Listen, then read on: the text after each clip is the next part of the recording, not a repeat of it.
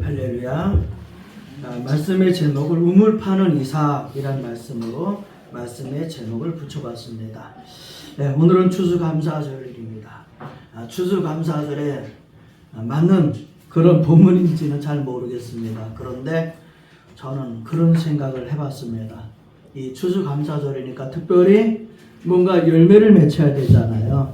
근데 열매를 맺혀야 되는데 특별히 나무도 열매를 맺히는 것처럼 사람도 뭔가 사람의 그 열매를 맺혀야 되는데 그 사람 속에서 맺히는 그 열매, 그런 사람이 어떤 사람일까를 생각하다가 오늘 본문의 말씀을 정하게 되었고요. 특별히 이삭이라고 하는 사람한테 마음이 갔습니다. 지난주에 어제죠. 어제 제가 천안에 백석대학교를 갔다 왔었습니다. 아는 지인의 특별히 우리 행복한 집을 도와줬고 또 우리 행복한 사람들 도왔던 우리 교수님 한 분이 계시는데 그 연주회가 어제 이제 있어서 천안에 그 백석대학을 갔다 오게 됐습니다. 근데 제가 그 천안에 백석대학을 가면서 거기 가서 사실은 깜짝 놀랐습니다. 왜냐하면 거기 설립자가 되시는 분이 아마 장종현 목사님인가 되시는데 그분이 옛날에 그 사당동에서 이제 조그만 이렇게 신학교를 하셨었고요. 그 신학교를 하셨는데 그분이 안양대학교 아마 그 대학교의 그 대신 측의 그 목사님이셨고 그 대신 측의 목사님이셨는데 그분이 그 교단을 백석이라고 하는 교단을 만드셨죠. 그 교단을 만드시고 대학교를 하시고 하셨는데 어쨌든 종합대학교로 그래서 그냥 그 산 뭐 건물이 엄청 그냥 엄청 큰 건물들이 그냥 세우진 않았지만 그 골짜기에 그렇게 백석대학교를 만든 걸 보면서 하나님이 그 장종현 목사님을 그렇게 쓰셨구나라는 생각에 저는 굉장히 마음이 사실은 놀랐어요. 하나님이 장종현 목사님을 그렇게 쓰셨구나 하는 그런 마음에 그래서 그 백석측이라고 하는 아예 장로교의 한 교단을 만드시는 그리고 백석과 대신이 합해지고 뭐 좀 그런 일이 벌어졌는데 물론 일부는 합쳐지고 합쳐지지 않은 그런 교회도 있고 하는데요. 그걸 보면서 하나님이 쓰시면 그렇게도 쓰심을 받는 거구나 라고 하는 장종현 목사님을 잠깐 생각해 봤습니다. 그러면서 다시 오늘 본문으로 돌아온다고 한다면 오늘 이삭이 등장하는데요. 사실은 어떻게 보게 되면 이삭은 뭐 특별한 게 없어요. 굉장히 수동적이고 어떻게 보게 되면은 뭔가 좀 주도적인 그런 인생을 살지 못했어요.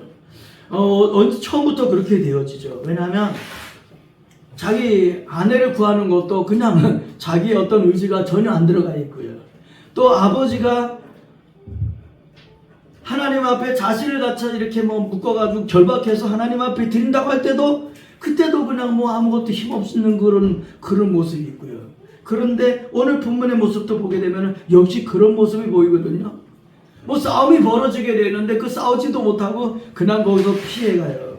그런데 이러한 이삭에 대해서 성경은 어떻게 말씀하시느냐 따라해 보겠습니다. 하나님이 이삭을 복 주셨다. 할렐루야. 네, 사람은 그렇게 외모로 볼 때는 그의 기질적으로 볼 때 성격적으로 볼 때 보게 되면 보잘것없는데 하나님은 그를 축복하셨다라고 말씀하고 있습니다. 할렐루야. 아멘. 저와 여러분 세상 사람들이 볼 때 아무것도 아니고 보잘것없을지라도 하나님이 복 주시면 됩니다. 아멘. 문제는 하나님 앞에 우리가 어떤 모습으로 쓰임을 받느냐라고 하는 것이 중요하다는 거예요. 오늘 10절에 그렇게 말씀하죠.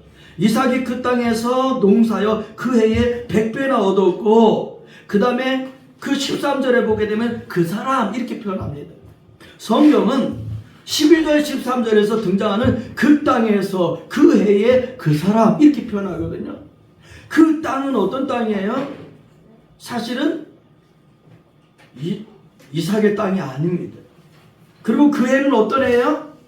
다 가물었을 때예요. 기근이 들어가지고 먹을 것이 없는 아주 흉년 중에 흉년이 되었을 때가 바로 그때였으면 그런데 13절에는 뭐라고 시작하느냐? 그 사람이라고 표현합니다. 이 사람이 누구라고요? 이삭이라고요. 근데 이 사람이 어떻게 됐다고요? 12절을 보게 되면은 여호와께서 복을 주심으로. 할렐루야. 예, 여호와께서 복을 주심으로. 하나님이 복 주시니까는요, 자기 땅도 아닌데 남의 땅에 가가지고 일을 하는 겁니다. 남의 땅 빌려서 거기서 농사 짓는 거예요. 그런데 다른 사람들은 다 뭐 그냥 별로 수확이 제대로 되지 않는데, 그런데 이삭이 농사한 그 땅에서는 그냥 열매가 풍성히 맺혀서 성경은 100배나 얻었고 라고 표현합니다. 여러분, 100배라고 하는 표현은 성경에 그렇게 많지 않아요. 그런데 오늘 12절에서는 100배나 얻었고 이렇게 표현합니다. 이 말씀은 저는 그렇게 이해합니다. 사람이 할 수 있는 그런 내용이 아니라는 거예요. 사람이 아무리 가꾸고 돌보고 뭐 열심히 걸음을 준다 하더라도 될 수 없을 정도로 되었을 때 이것을 100배라고 표현하지 않았을까라는 생각이 봅니다. 여러분, 오늘 이 모습이, 오늘 저와 여러분이 바로 이삭에게 우리의 마음을, 초점을 맞춰야 되는 이유가 바로 여기 있어요. 왜 하나님이 이삭을 이렇게 사람들이 비교할 수 없는, 예측할 수 없는 그런 축복을 내려주셨을까? 하나님께서 복을 주셔서 그렇다, 이렇게 표현합니다. 13절에는 또 그렇게 표현하죠. 그 사람이 창대하고 왕성하고, 그 다음에 등장하는 말씀이 거부가 되고, 이렇게 표현합니다. 이 중에 하나만 해도 얼마나 복 있겠어요. 창대하다. 그래서 창대교회도 많이 있습니다. 네. 창대하다, 왕성하다. 왕성교회도 또 많이 있습니다. 네. 창대하다, 왕성하다. 근데 그 뒤에 뭐라 그랬냐면 거부가 되고. 할렐루야. 예, 사모하고 원하는 것은 다 이 13절에 기록이 되어 있어요. 그래서 그 내용이 뭐냐? 14절에 표현했죠. 양과 소가 때를 이루고 종이 심이 많음으로. 예, 여기서에서는 욥이 하나님께로부터 받은 축복에 대해서 거기에 가축의 숫자가 기록이 되어 있어요. 그런데 이삭에 대한 부분은 숫자가 기록이 안 되어 있어요. 왜 숫자를 기록하지 않았을까? 숫자를 기록할 필요가 없었다는 거죠. 그러니까 이게 상상이 안 되는 거죠. 예, 실수 없을 만큼. 뭐 소와 양만이 아닙니다. 종들도 심이 많았다, 이렇게 하는 거예요. 예, 어떻게 이렇게 되어질 수 있었을까? 당시 이삭은 블레셋 왕 아비멜렉에게 얹혀 사는 사람이었다고 그랬습니다. 그런데 100배나 얻는 그런 결과를 가지고 왔어요. 왜 이런 일이 벌어졌을까요? 그 앞에서 말씀합니다. 창세기 26장 1절에 보게 되면은 그렇게 표현합니다. 이삭이 가물어 가지고 이제 내려가려고 해요. 자기가 있던 땅에서 피해서 가려고 하는데 애굽으로 가야 되는지 그랄로 가야 되는지 12장에 보게 되면은 이렇게. 근데 사실 그 당시에 애굽이 그랄보다 더 좋았어요.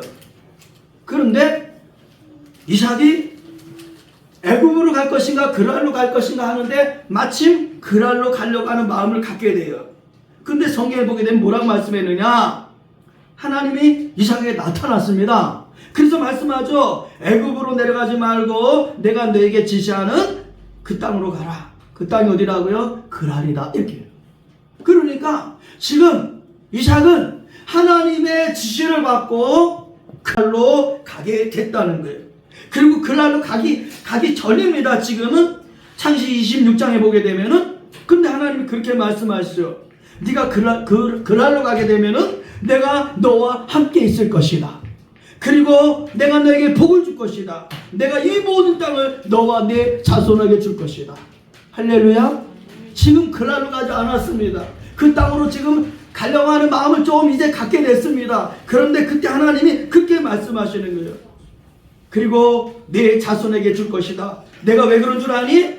내가 네 아버지 아브라함에게 맹세한 것을 지키기 위해서야. 할렐루야.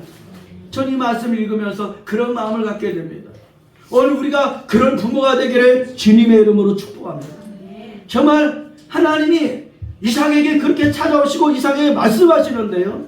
그보다 더 중요한 것은 그 아버지 아브라함에게 약속했던 것을 내가 너를 통해서 지키기 위해서 내가 너에게 다시 말하는 것이다. 이런 말씀이에요. 오늘 우리는 그런 부모가 되어야 될 줄로 믿습니다. 하나님께서 나에게 찾아오시고 나에게 말씀하시고 나에게 축복하신 것을 나로 끝나는 것이 아니라 나의 자녀에게 그 약속을 이어주시는 그 하나님, 그 약속을 이어받는 자녀가 되는 그런 우리 가정, 그런 교회가 되기를 예수님의 이름으로 축복합니다. 할렐루야. 네, 아멘. 그래서 그렇게 말씀하시죠.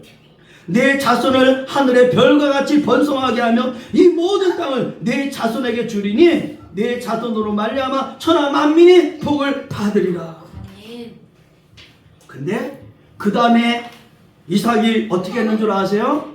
창세기 26장 5절 이렇게 말씀합니다. 이는 아브라함이 내 말을 순종하고 내 명령과 내 계명과 율례와 법도를 지켰음이니라. 이렇게 말씀하십니다. 그러니까 아브라함에게 약속하셨던 그 약속을 다시 아들 이삭에게 상기시켜 줬다는 거죠. 그리고 그 말씀대로 어떻게 됐다? 6절에 보게 되면은 26장 6절에 보면은 이삭이 그랄에 거주하였더니 이렇게 표현합니다. 그 말씀을 듣고 그 말씀을 따라서 그랄로 내려갔다는 거예요. 그래서 거기 가서 100배나 되는 그런 축복을 받았다는 거죠.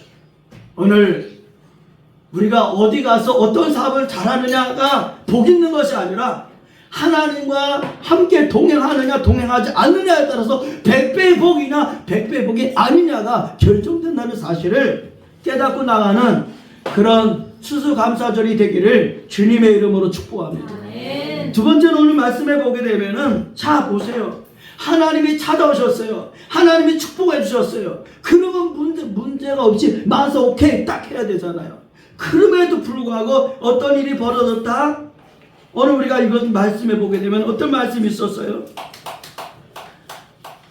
14절에 보면 그런 말씀이 있었죠. 양과 소가 때를 이루고 종이 심이 많음으로 블레셋 사람이 어떻게 했다? 그를 시기했다. 따라 보겠습니다. 하나님의 축복이 있는 만큼 사탄도 시기한다. 할렐루야. 네. 여러분 지금 하나님 이삭을 엄청 축복하셨어요. 어느 정도냐? 그게 쭉 나오죠. 첫째는 뭐 여러 가지의 회방꾼들이 있게 되는데 우선은 14절에 그렇게 말씀했죠.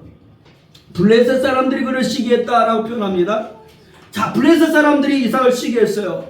그래서 15절에 어떤 일이 벌어졌느냐? 아버지 아브라함 때에 팠던 우물들을 블레셋 사람들이 어떻게 했다? 다 흙으로 메꿔버려요. 사실 이 중동에는 말이죠. 우물이라고 하는 것은 기업과 같은 거예요. 우리로 말하면 사업과 같은 거예요. 그런데 그 우물을 다 메꿔버리고 다 쓰지 못하게 막아버렸다? 이것은 굉장한 도전이에요. 이것은 전쟁이 일어날 수 있는 그런 상황이에요. 이렇게 이거로 끝나지 않습니다. 16절에 보게 되면 아비멜렉이 이삭에게 내가 우리보다 크게 강성하니 우리를 떠나라 했습니다. 어떻게 보게 되면 안 좋은 말로 말하면 정확하게 말하면 추방하는 거예요. 이 아비멜렉이 어떤 사람입니까? 아버지 아브라함하고 맹세했던 그런 사람이 바로 이 아비멜렉 왕이었어요.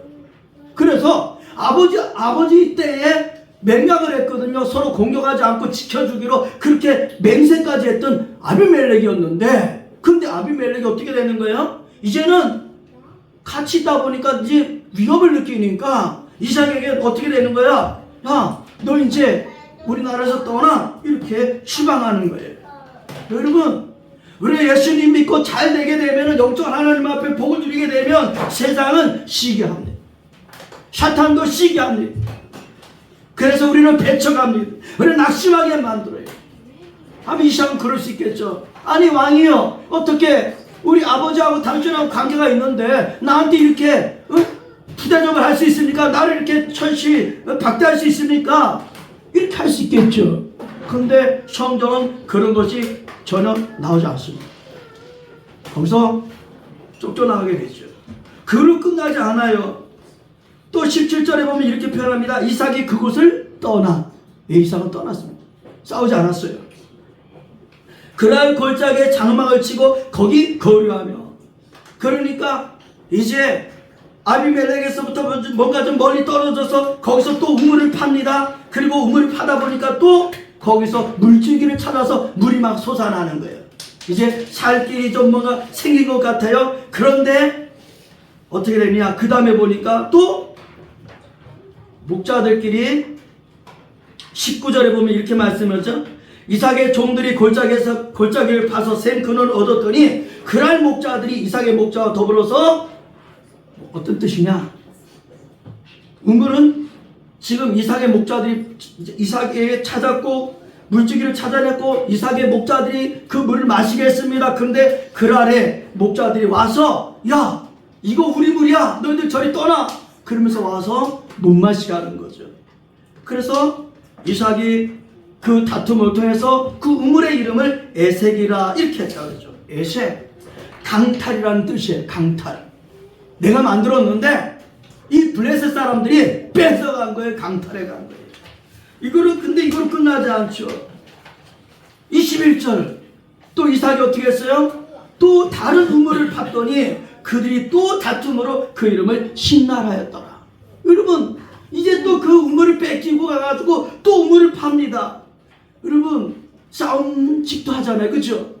뭐 종들도 많다 그랬잖아요. 싸움직도 한데 이삭은 싸우지 않았습니다. 그리고 또 다시 우물을 팠는데 그 우물을 팠는데 또 어떻게 됐다고요? 결국에는 그들이 다퉈서 두 번째 신나라고 하는 이 다툼, 대적함, 그런 뜻이 돼요.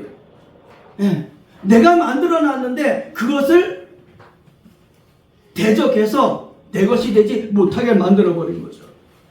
그리고 22절에 보게 되면 이삭은 또 어떻게 했다? 거기서 옮겨 다른 우물을 팠더니 그들이 다투지 아니했다. 그리고 그 우물은 세 번째 르호봇이라고 하는 우물로 이름을 줬다고 했죠. 자, 어떻게 보게 되면 힘이 없어요. 근데 중요한 건 뭐다? 하나님이 이삭과 함께 하셨다. 할렐루야. 우리가 외부적으로 힘이 없는 것처럼 보일지라도 하나님이 함께 하시면 그것이 강한 자가 될 줄로 믿습니다. 결국에는 이 르호봇이라고 하는 세 번째 우물을 팠을 때에 그들은 다시금 도전해 오지 않았고, 그것으로 인해서 이삭은 어떻게 했다? 아, 이제는 하나님께서 우리를 위해서 이렇게 허락해 주셨구나. 그래서 넓다라고 하는 의미의 르호봇이라고 하는 우물로 이름을 명명했다는 거죠. 그리고 뭐라고 말씀하냐면 성경이 이렇게 표현합니다. 이제는 여호와께서 우리를 위하여 넓게 하셨으니 이 땅에서 우리가 번성하리라 하였더라. 할렐루야. 네. 이 마지막에 중요한 말씀이 이거죠. 여호와께서 이 땅에서 우리를 번성하게 하리라 하였더라. 할렐루야. 하나님이 하셔야 완전한 겁니다. 하나님 함께 해주셔야만이 그것이 번성한 거라는 거죠.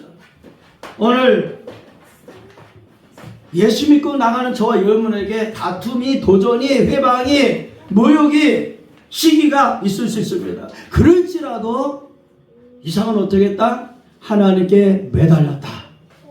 오늘 하나님께 매달리는 저와 여러분 되기를 주님의 이름으로 축복합니다. 이 두 가지만 해도 이삭이 위대한데요, 또 다른 모습이 있습니다. 23절부터 25절에 있는 말씀이거든요. 이 말씀이 어떤 모습이냐, 저는 기도하면서 생각을 했어요. 이 모습이 어떤 모습이냐면 이삭이 은혜의 자리에 나갔다는 뜻이에요. 따라서 이삭은 은혜의 자리에 나갔다. 할렐루야. 생각해 보세요. 거부가 되었습니다.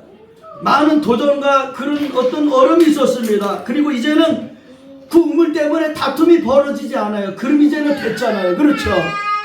그럼 이거로 끝났다라고 할 수 있는데 그것이 아니라 23절에 보게 되면은 이삭이 거기서부터 부엘세바로 올라갔더니 라고 표현합니다.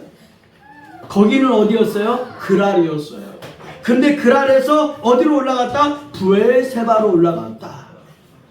이삭이 그랄에 거기서 안주한 것이 아니라 부엘세바로 올라갔다라고 표현했거든요. 이 부엘세바로 올라갔다라고 표현했는데 성경의 자료를 찾아보면 어떤 내용이 되냐면 부엘세바는 그랄보다 지대가 낮은 지대예요. 지대가. 그런데 성경은 거기서부터 부엘세바로 올라갔다라고 표현하고 있어요. 무슨 뜻이냐면은 지대는 낮은 곳이지만 부엘세바는 의미가 있는 곳이었다는 뜻이에요.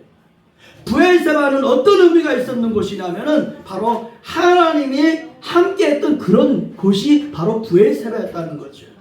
그러니까 이삭은 지금 어떻게 되느냐? 어떤 것에 만족하신 것이 아니라 하나님께 가까이 가는 자리를 찾아냈다는 뜻이에요. 사랑하는 성도 여러분, 오늘 저와 여러분이 평안할 때 무언가 우리가 잘 되었을 때 그걸 끝나는 것이 아니라 초심으로 돌아가게 되기를 주의 이름으로 축복합니다. 하나님을 처음 만났던 자리에, 하나님 은혜 주셨던 자리에 나가게 되기를 주의 이름으로 축복합니다. 그랄에서도 하나님이 말씀하신 것이 아니라 이삭이 부엘세바로 갔을 때 부엘세바에서 말씀하신 하나님, 오늘 그 하나님이 저와 여러분을 부엘세바에서 만나기를 원하십니다. 24절에 이렇게 말씀합니다. 그 밤에 여호와께서 그에게 나타나 이르시되 나는 네 아버지 아브라함의 하나님이니 너는 두려워하지 말아라. 그리고 내 종 아브라함을 위해서 내가 너와 함께 있어 내게 복을 주고 네 자신이 번성하게 하리라. 할렐루야. 그랬더니 25절에 어떻게 했어요? 이삭이 부엘세바에서 하나님 앞에 제단을 쌓습니다. 그리고 하나님을 이름을 부릅니다. 그리고 거기에 장막을 칩니다. 그리고 이삭의 종들이 거기서도 우물을 팠더라 라고 기록하고 있습니다. 자, 초심으로 돌아갔습니다. 하나님 앞에 제단을 쌓습니다. 하나님의 이름을 불렀습니다. 그리고 나서 장막을 쳤습니다. 그리고 또 우물을 팠습니다. 뭐예요? 새로운 시작. 네, 새로운 시작. 신앙은 안주해 있는 것이 아니라 하나님을 따라서 끝까지 도전하면서 하나님 주시는 그 과정을 통해서 거쳐가는 것, 이것이 아브라함을 통해서, 이삭을 통해서, 믿음의 위인들을 통해서 하나님이 저와 여러분에게 주시는 추수감사절에 하나님 원하시는 풍성한 열매가 될 줄로 믿습니다. 아멘. 이런 삶을 살아가는 저와 여러분 되기를 예수님의 이름으로 축복합니다. 아멘. 기도합니다.